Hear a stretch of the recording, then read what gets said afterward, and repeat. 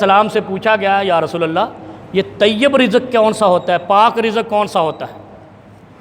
اب یہ سن جائے پھر بات ختم کرتے ہیں۔ بڑی پیاری بات ہے، بہت ہم نے تو معنی نکال رکھا ہے نا، حلال رزق۔ میں نے حلال اور پاک کی طیب کی وضاحت کی تھی پچھلے جمعہ، لیکن یہ بھی سوال نبی علیہ السلام سے جب یہ آیت اتری نا، یا ایھا النبی کلوا من طیبات واعملوا صالحا، پاک کھانا ہے، عمل صالح کرنا ہے۔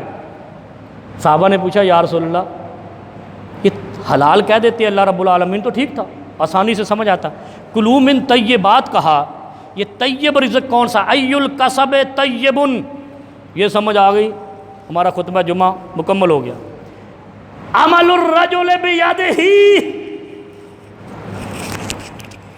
بندے کا اپنے ہاتھ سے محنت کر کے کمانا طیب رزق ہے۔ پیغمبروں نے بکریاں چلائیں، طیب رزق کہہ دیا۔ کیا فرمایا؟ ای الکسب طیب، یا رسول اللہ صلی اللہ علیہ وسلم یہ طیب رزق کون سا ہے؟ فرمایا عمل الرجل بیدہ وکل بیع مبرور، حج مبرور کہتے ہیں نا، اسی مبرور سے یہ کل بیع مبرور ہے۔ دو چیزیں ارشاد فرمائی، دو چیزیں۔ طیب رزق دو معنوں میں ہے۔